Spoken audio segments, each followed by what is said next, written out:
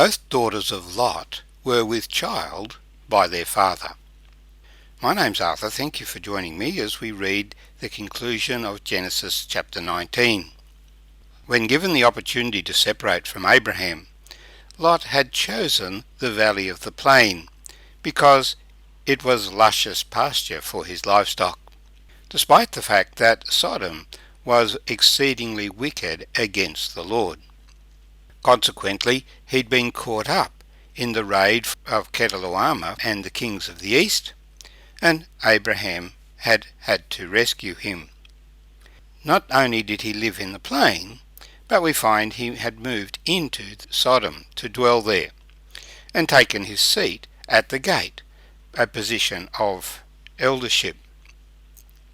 And as he saw the things that went on in that city, Peter tells us his soul was extremely vexed. He was very distressed by the behaviour of those people, and indeed the evil behaviour of those people, the self-indulgent lifestyle, and the way that they treated the poor and needy, meant that the Lord came down and saw the wickedness of the city, and determined to destroy them, as a sign for us, for that is the way this story is used in the New Testament, to warn us that there is a day of judgment coming.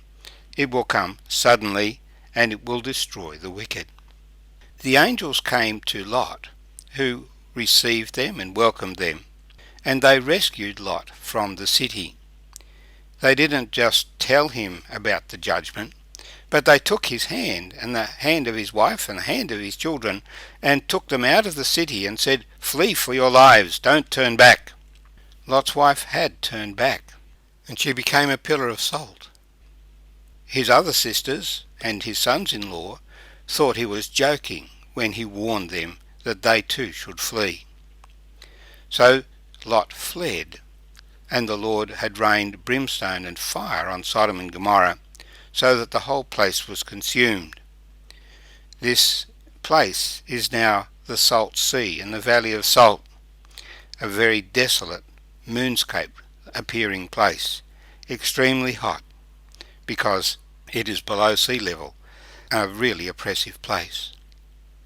God had rescued Lot in accord with Abraham's prayer that the judge of all the earth would do right. He would not destroy the righteous with the wicked. He made a distinction between Lot, despite the choices Lot had made, and the people of Sodom. We take up the reading then in verse 30 of chapter 19.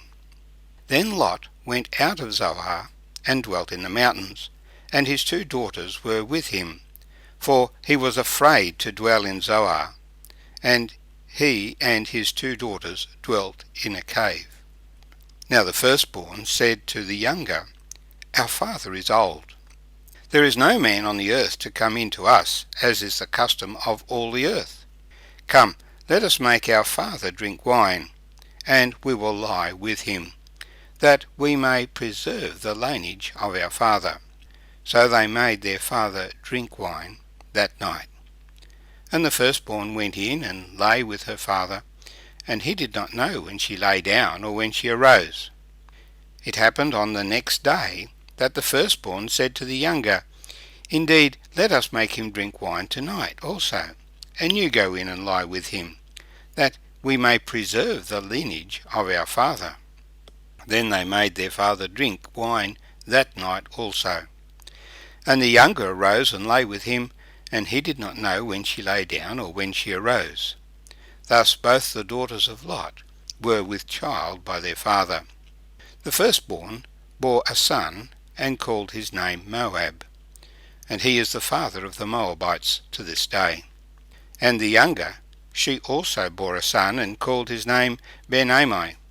He is the father of the people of Ammon to this day. May the Lord bless his word. Well, the stories in the Bible, many of them, are quite surprising, and this is one of those stories that is most surprising, but it is there because it explains the current residents of the Jordan Valley. The people of Ammon, we now pronounce it Amman, we call the country Jordan. That's across the Jordan River from Jerusalem. And a little bit south of that was the country of Moab, and the Moabites dwelt in that land for at least the next 1,000 years, because they were prominent in the time of the Exodus, throughout the time of the Judges, and into the time of King David. King David sent his parents to Moab when he was unpopular with King Saul, that they might be safe there.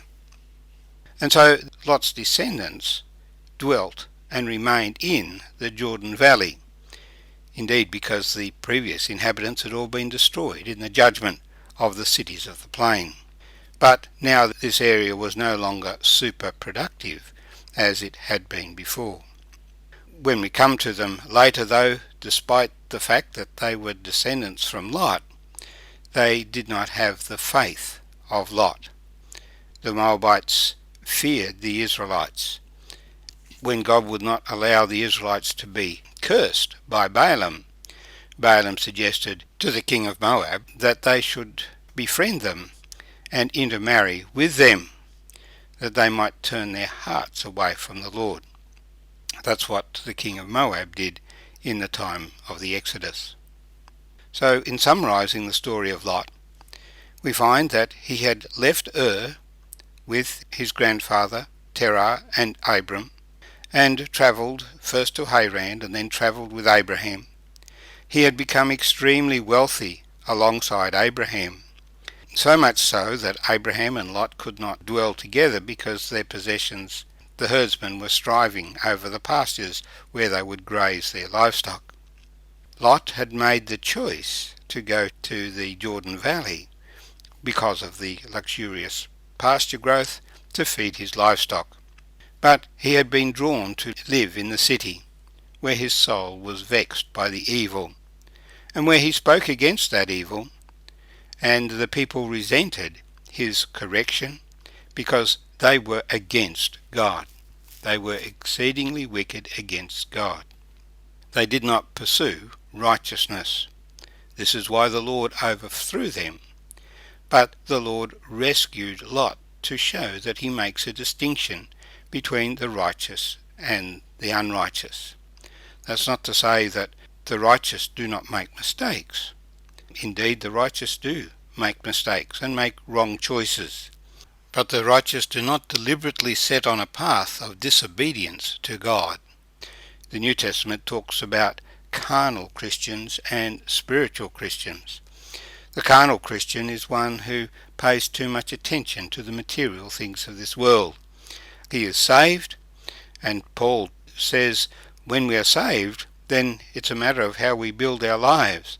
If we build with wood, hay and stubble, the day of judgment will consume it.